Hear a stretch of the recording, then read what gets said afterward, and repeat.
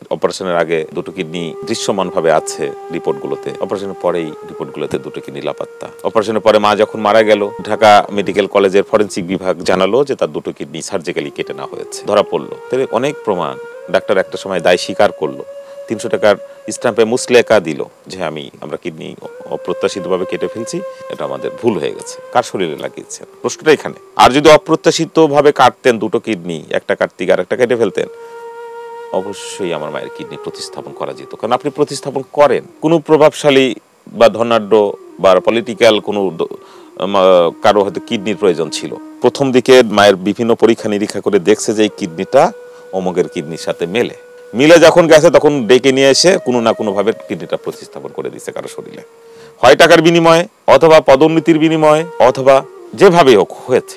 একটা হত্যা মামলার জামিন নিম্ন আদালত, ম্যাজিস্ট্রেট আদালত কি করে দেয়? 303 ধারার গঠিত অপরাধের মামলা। শেখ হাসিনার কাছে কেঁদে কেঁদে বিচার পাই নাই, উল্টো ডাক্তারকে পদোন্নতি দিয়ে প্রমোশন দিয়ে ওই হাসপাতালে প্রক্টর বানানো হয়েছিল। ওই হাসপাতালেরই কিছু অধ্যাপক আমাকে বলতো, যার শাস্তি হবে একজন আসামি, হত্যা মামলার আসামি, তাকে পদোন্নতি দিয়ে দিল আওয়ামী লীগ সরকার। যদিও ডাক্তার প্রত্যেকটা তদন্ত রিপোর্টে অভিযুক্ত, জাতীয় মানবাধিকার তদন্ত রিপোর্টে অভিযুক্ত এবং গোয়েন্দা পুলিশের তদন্ত রিপোর্টে অভিযুক্ত। আদালতে মামলাটা বিচারাধীন থাকা অবস্থায় বিগত সরকারের আইনমন্ত্রীর ক্ষমতা বলে, স্বরাষ্ট্রমন্ত্রীর ক্ষমতাকে প্রয়োগ করে উনি ধরাছোঁয়ার বাইরে চলে যায়, ইভেন আদালতকে প্রভাবিত করে। বঙ্গবন্ধু শেখ মুজিব মেডিকেল বিশ্ববিদ্যালয় হাসপাতাল হয়েছিল, তো স্বাভাবিকভাবেই হাসপাতালের প্রতি একটা শেখ হাসিনা নিজেরই একটি অনুকম্পা ছিল। আর এই অনুকম্পাকে পুঁজি করে ওই হাসপাতালের যে ইউরোলজি বিভাগের অধ্যাপক হাবিবুর রহমান দুলাল, উনি কিডনি ট্রান্সপ্লান্টেশন করতেন, ট্রান্সপ্লান্ট করতেন, যে এই হাসপাতালে কিডনি চুরি বা কিডনি বাণিজ্য করা গেলে কেউ কিছু করতে পারবে না, যেহেতু ক্ষমতার শীর্ষে যারা আছেন তারাই হাসপাতালটাকে নিয়ন্ত্রণ করে। 2018 সাল 31 অক্টোবর রাত 10:30টায় বিএসএমএমইউ হাসপাতালের যে ইউরোলজি বিভাগের অধ্যাপক হাবিবুর রহমান দুলাল কর্তৃক কিডনি চুরির মাধ্যমে আমার মায়ের মৃত্যু হয়েছিল, যেটা দেশবাসী জানে। আমি সেই আলোকে মায়ের মৃত্যুর 2 বছর পরে অনেক ঘাট পাড়ি দিয়ে আমি মায়ের হত্যা মামলা রুজু করেছিলাম। সেটার বিচার এখনো পাইনি। বিচারের জন্য হন্যে হয়ে আমি আদালত থেকে আদালত, আইনজীবী থেকে আইনজীবীর দ্বারে দ্বারে ঘুরি। আমার মনের আবেগ কষ্টগুলো প্রকাশ করার জন্য মিডিয়ার দ্বারস্থ হই। এখনো পর্যন্ত মায়ের বিচারটা সম্পন্ন হয় নাই, আমি বিচার বঞ্চিত হয়ে বসে আছি। যদিও ডাক্তার প্রত্যেকটা তদন্ত রিপোর্টে অভিযুক্ত, জাতীয় মানবাধিকার তদন্ত রিপোর্টে অভিযুক্ত এবং গোয়েন্দা পুলিশের তদন্ত রিপোর্টে অভিযুক্ত, আদালতে মামলাটা বিচারাধীন থাকা অবস্থায় বিগত সরকারের আমলে, বিগত সরকারের আইনমন্ত্রীর ক্ষমতা বলে, স্বরাষ্ট্রমন্ত্রীর ক্ষমতাকে প্রয়োগ করে উনি ধরাছোঁয়ার বাইরে চলে যায়, ইভেন আদালতকে প্রভাবিত করে, ওই সরকারের সময় আদালতকে প্রভাবিত করে তারা মামলার যে কার্যকারিতা সেটাকে স্থগিত করার প্রক্রিয়া অনুসরণ করেছে। এখন আমার মায়ের মামলাটার যাতে আমি দ্রুত, বিচার বিভাগ যাতে একটা ন্যায় বিচার প্রতিষ্ঠা করার লক্ষ্যে আমার মায়ের বিচারটা যাতে সঠিকভাবে হয় সে ব্যাপারে অন্তত সদাই দৃষ্টি রাখবেন। বিচার বিভাগের কাছে আমার এটাই প্রার্থনা, তথা এই দেশের মানুষের কাছে আমার প্রত্যাশা থাকবে, দয়া করে আমার মায়ের বিচারের জন্য আপনারাও একটু কথা বলুন, যে যেখানে যে প্রান্তে যেভাবেই থাকেন না কেন। কারণ দেখুন, আমি যে বয়সে মা হারিয়েছি, যে মা আমাকে নিয়ে এত স্বপ্ন দেখতো, আপনার মাও আপনাকে নিয়ে এরকমই একটি স্বপ্ন দেখে। আমিও দোয়া করি আপনাদের মায়ের যে স্বপ্ন আপনাকে নিয়ে, আপনাদেরকে নিয়ে, সে স্বপ্নটা পূরণ হোক। কারণ আপনার স্বপ্নের সাথে আপনার মায়ের স্বপ্ন জড়িত। আপনার স্বপ্নের চেয়ে আপনার মায়ের স্বপ্নের প্রতি আমি বেশি আবেগী, বেশি শ্রদ্ধাশীল। পৃথিবীর সকল সন্তানের মাই আমাকে সন্তান মনে করুক, আমি তাকে মা মনে করতে চাই। ভাই, এই যে আপনার কথা যেটা মনে হইলো যে এই ধরেন যে এই স্বরাষ্ট্রমন্ত্রী, তারপরে হচ্ছে যে আইনমন্ত্রী, স্বাস্থ্যমন্ত্রী সহ, তার মানে কিডনির একটা বিজনেস চলতো বঙ্গবন্ধু শেখ মুজিবুর রহমান মেডিকেল কলেজ হাসপাতালে। বিষয়টা কি আসলে এরকম? কিছু একটা এখন আমি সেটাই বলবো, কারণ এই হাসপাতালটা যেহেতু সরকারের আনুগত্য ছিল, শেখ হাসিনা সরকারের বা শেখ হাসিনার নিজের একটি আনুগত্যশীলতা ছিল এই হাসপাতালের প্রতি। তো হাসপাতালের নাম পরিবর্তন করে বঙ্গবন্ধু শেখ মুজিব মেডিকেল বিশ্ববিদ্যালয় হাসপাতাল হয়েছিল। তো স্বাভাবিকভাবেই এই হাসপাতালের প্রতি একটা শেখ হাসিনা নিজেরই একটি অনুকম্পা ছিল।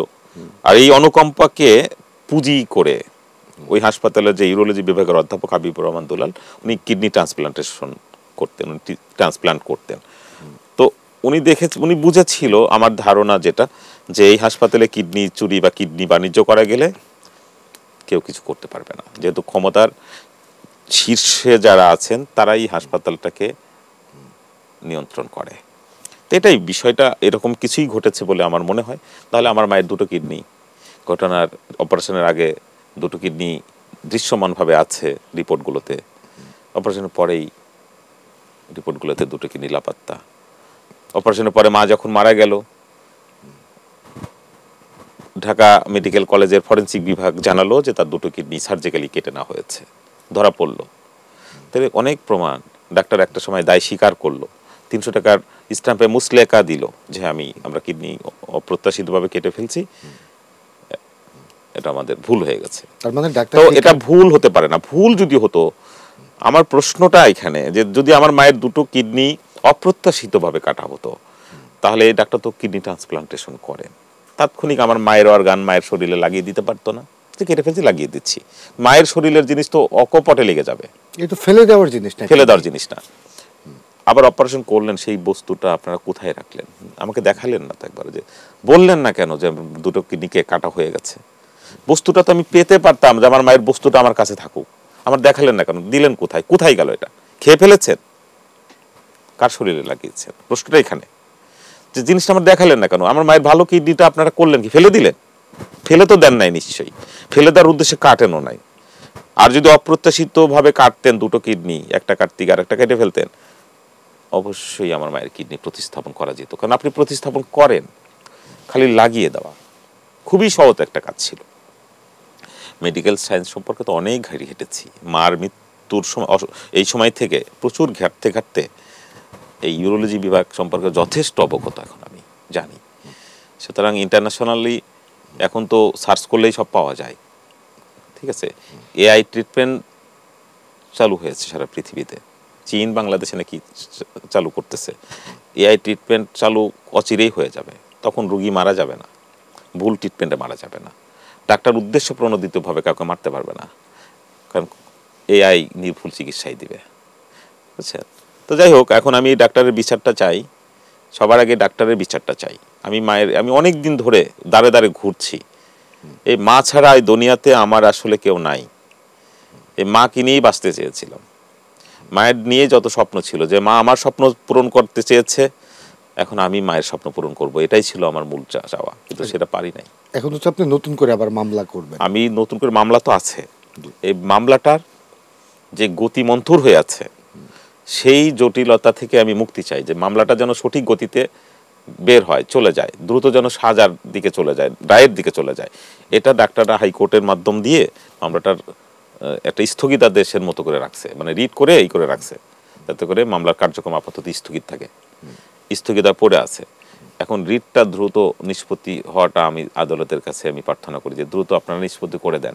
আমার মায়ের এত প্রমাণ আমাদের হাতে থাকার পরে আমার মায়ের বিচারটা কেন থেমে আছে? মানে এটি কি আসলে আওয়ামী সরকার যুক্ত ছিল বিধায় আসলে এই মামলাটা এই পর্যন্ত গিয়ে আটকে আছে? বিষয়টা কি এরকম? দেখুন, আমি একটা কথা বলি, কারণ এটা তো সাধারণ শেখ হাসিনার যদি পতন হয়, শেখ হাসিনার পতন যদি হয়ে থাকে, তাহলে ধরেন আমার মায়ের অভিশাপে পতন হয়েছে। কারণ আমি ওই সময় কেঁদে কেঁদে, আমার পুরা পরিবার, আমার ভাই, ছোট ভাইগুলো, আমরা কেঁদে কেঁদে কতদিন শেখ হাসিনার কাছে, প্রধানমন্ত্রীর কাছে বিচার চেয়েছিলাম, যে আমার মায়ের বিচারটা করে দেন। সারা দুনিয়ার মানে মিডিয়া আমার মায়ের এই ব্যাপারগুলো ফলাও করে প্রচার করলো। শেখ হাসিনা নাকি প্রতিটা পত্রিকার পাতা উল্টে উল্টে পড়তো। আমি সিনেমার পরিচালকের খবরটা টপ নিউজে পরিণত হলো, একবারও কি শেখ হাসিনাকে আমার মায়ের বিচারের কথা বলেছিলেন? আমি যতটুকু জানি। আর যদি আমার মায়ের অভিশাপই লেগেছে, আমি একটুকু বলি একটা কথা, এই জায়গায় এই অনুষ্ঠানে বলে গেলাম, আমি কারো ইচ্ছেকৃত কখনো 1 পয়সার ক্ষতি করি নাই, কিন্তু পাশে দাঁড়ানো, কেউ প্রবলেমে পড়েছে, আমি অনেক চেষ্টা করেছি। সুতরাং আমি এটাও দেখেছি, আমার জন্য যারা ক্ষতির জন্য, আমার ক্ষতি বা আমাকে যারা কষ্ট দিয়েছে, আমার মাকে যারা কষ্ট দিয়েছে, তাদের পতন আমি এই বয়সে দেখেছি। শেখ হাসিনার কাছে কেঁদে কেঁদে বিচার পাই নাই, উল্টো ডাক্তারকে পদোন্নতি দিয়ে, প্রমোশন দিয়ে ওই হাসপাতালে প্রক্টর বানানো হয়েছিল। তো ওই হাসপাতালেরই কিছু অধ্যাপক আমাকে বলতো, যার শাস্তি হবে একজন আসামি, হত্যা মামলার আসামি, তাকে পদোন্নতি দিয়ে দিল আওয়ামী লীগ সরকার। আমি জীবদ্দশায় একটা কথা বলি, জীবদ্দশায় যতদিন বেঁচে আছি, অন্ততপক্ষে শেখ হাসিনা পৃথিবীর সব মানুষের অনুকম্পা পেলেও আমার কাছ থেকে এক চুল দোয়া পাবে না। আচ্ছা, এই কিডনিটা নিয়ে কি করা হয়েছিল বলে আপনি মনে করেন, কি ধারণা করেন? কিডনিটা কোনো প্রভাবশালী বা ধনাঢ্য বা পলিটিক্যাল কোনো কারো হয়তো কিডনির প্রয়োজন ছিল। জানেন তো, যারা দুর্নীতিগ্রস্ত মানুষ, যারা দুর্নীতি পরায়ণ, তাদের তো সবার আগে কিডনিটাই নষ্ট হয়। দেখবেন এটা অভিশাপ, পাপ। হয়তো প্রভাবশালী কারো শরীরে কিডনির প্রয়োজন। আমার মায়ের তো ট্রিটমেন্ট তারা দীর্ঘদিন ধরে কিন্তু অবজারভেশনে রেখেছিল, বিভিন্ন পরীক্ষা নিরীক্ষা করছিল। একটি কিডনি অপারেশন করতে গিয়ে তার যে পরিমাণ পরীক্ষা নিরীক্ষা চিন্তার বাইরে, মানে তার টিস্যু পরীক্ষা, তার হরমোন পরীক্ষা, টিস্যুর শেপ পরীক্ষা, আমার কিডনির শেপ পরীক্ষা, ব্লাড টেস্ট থেকে শুরু করে, মানে কিডনি প্রতিস্থাপনের ক্ষেত্রে যে সকল পরীক্ষাগুলো লাগে, মানে সে পরীক্ষাগুলো আমার মায়ের সাথে করা হয়েছে আগে, ওগুলো ডাক্তার রেখে দিয়েছে। সময় মতো আবার পাবনা থেকে আমাদেরকে ফোন দিয়ে মাকে ডেকে নিয়ে আসা হয়েছে যে বেড রেখে দিচ্ছি, নিয়ে আসেন, অপারেশন করে দিচ্ছি। তার মানেই হচ্ছে ডাক্তাররা প্রথম দিকে মায়ের বিভিন্ন পরীক্ষা নিরীক্ষা করে দেখছে যে এই কিডনিটা অমুকের কিডনির সাথে মিলে যখন গেছে, তখন ডেকে নিয়ে এসে কোনো না কোনোভাবে কিডনিটা প্রতিস্থাপন করে দিচ্ছে কারো শরীরে, হয় টাকার বিনিময়ে, অথবা পদোন্নতির বিনিময়ে, অথবা যেভাবে হোক হয়েছে।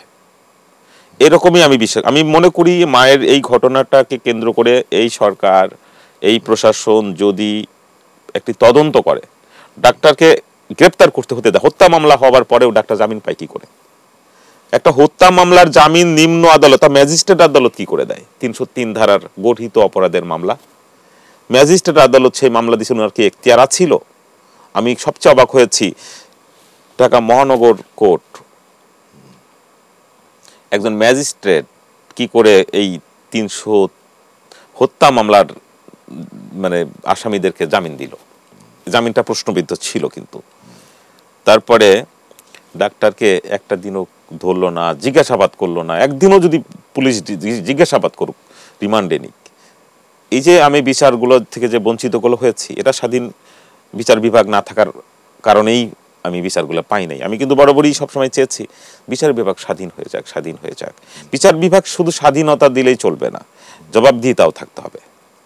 বিচার বিভাগের আপনি স্বাধীনতা দিয়ে দিলেন, বিচার বিভাগ যা খুশি তাই করে ফেললো, সেটাও কিন্তু জনগণের মানে সঠিক বিচার বঞ্চিত হতে পারে, জনগণ হতে পারে। কারণ তখন বিচার বিভাগ দেখা যাবে এর মধ্যে আবার দুর্নীতি শুরু হতে পারে। সুতরাং বিচার বিভাগের স্বাধীনতা যেমন আমি চাই, বিচার বিভাগের একটি যে আপনার জবাবদিহিতা, সেটারও প্রয়োজন আছে। জুডিশিয়াল কাউন্সিল যাকে, এটাকে অ্যাক্টিভ করা উচিত।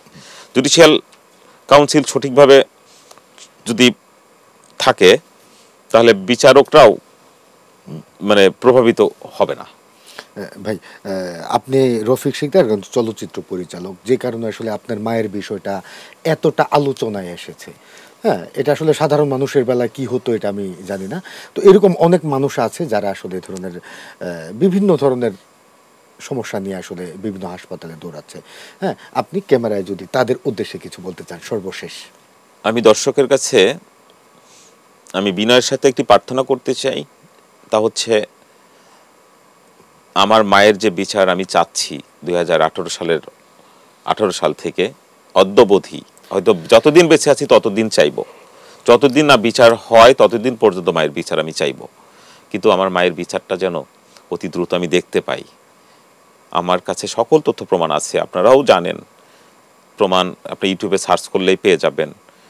তো আমার মায়ের বিচারটা, ওই যে কিডনি খেকো যে ডাক্তারগুলো কিডনি চুরি করেছিল শুধুমাত্র অর্থ কামানোর জন্য, সেই মায়ের অনেক কষ্টের একটি মৃত্যু আমি দেখেছি।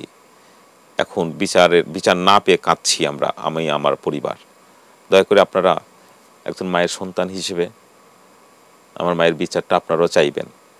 দয়া করে আওয়াজ তুলবেন, জাগরণ তুলবেন, যেন এই যে অভিযুক্ত ডাক্তারগুলো আছে, অধ্যাপক হাবিবুর রহমান দুলাল, এর বিচার যেন সরকার বা বিচার বিভাগ অতি সত্বর সম্পাদন শেষ করে।